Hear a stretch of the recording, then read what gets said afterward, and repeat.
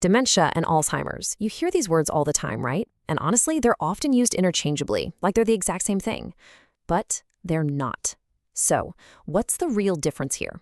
Let's decode this thing. I mean, you hear these terms everywhere, on the news, in conversations, maybe it's even touched your own family. And it can be really tricky to figure out exactly how they connect. But don't worry, we're going to clear that up for good. And we'll start with a super simple analogy. Okay, this right here, this is probably the most important idea to get your head around. Think about it like this. All squares are rectangles, but not every rectangle is a square. It's the same logic. All cases of Alzheimer's are a form of dementia, but not all dementia is caused by Alzheimer's. You see? Dementia is the big, broad category, the rectangle. Alzheimer's is a very specific type inside that category, the square. Grasping this distinction is, well, it's everything. All right, so to really get this, let's start with the big picture.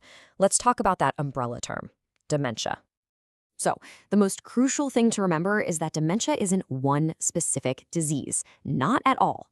A really good way to think about it is, it's like having a fever. A fever tells you, hey, something's wrong in the body, but it doesn't tell you what's wrong. Is it the flu, an infection? Dementia works the same way for the brain. It's this big umbrella term that just describes a set of symptoms, not the actual root cause. So what are those symptoms exactly? Well, you're looking at them right here. And it's so much more than just being a bit forgetful. We're talking about a serious decline in the ability to reason or solve problems, real struggles with communication, and a growing difficulty in doing everyday things that used to be second nature, like handling finances or just cooking a simple meal. And hey, if you need a simple way to lock this in, here's a little memory hook for you. D for dementia is D for a broad decline in brain function. It's that general, all-encompassing category for a loss of cognitive abilities.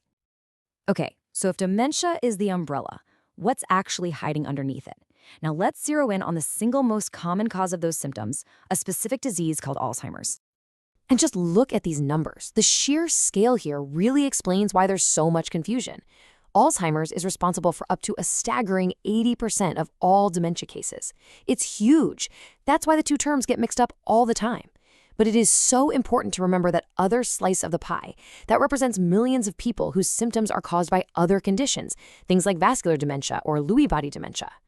So, you can see, unlike that general term dementia, Alzheimer's is a specific disease. It's progressive, which means it gets worse over time, and it's neurodegenerative. Now, that's just a fancy clinical term, but all it really means is that it physically breaks down and kills brain cells. So what is actually physically happening inside the brain? To wrap our minds around this really complex process, I want you to imagine a massive growing traffic jam. Let's break this down. First, these two abnormal proteins, beta amyloid and tau, they start building up in the brain. They form these sticky clumps we call plaques and tangles. Step 2, these clumps basically act like roadblocks. They get in the way and disrupt the vital communication highways between brain cells. And finally, step 3, well, when those cells can't talk to each other, they can't do their jobs, and they eventually die. This is the real physical damage that causes all the symptoms of Alzheimer's. Here's another way to picture what this feels like on a human level. Imagine the brain is this incredible library, and the information, all the books, they're still there on the shelves, at least in the beginning. But with Alzheimer's, the librarian, our ability to think and remember, they start losing the ability to find and pull the right books. And over time, the entire filing system just becomes a total mess. One of the most sobering and frankly scary facts about Alzheimer's is its timeline. That traffic jam we talked about, it doesn't just pop up overnight. The physical changes in the brain can start happening more than a decade before a single noticeable symptom ever shows up. It's a long, slow, and completely silent beginning. And I really want to pause on this for a second because this is a huge myth that we have to bust. While the risk definitely goes up as we get older, Alzheimer's is not, I repeat, not a normal part of aging. It is a disease process. It's no different than heart disease or cancer, and it can even affect people who are under the age of 65. Okay, so we've got it, right? Dementia is the umbrella, Alzheimer's is the most common storm happening under it. But why does this difference actually matter in the real world? Well, as it turns out, it matters a whole lot. Getting this distinction right is absolutely critical. Why? Because different causes need completely different approaches. Getting an accurate diagnosis, that's the very first step to getting the right care. It's what allows researchers to develop therapies that target the specific problem.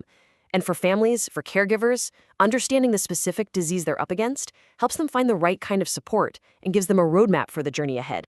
So look, if you only take away one single thing from our little explainer today, please let it be this.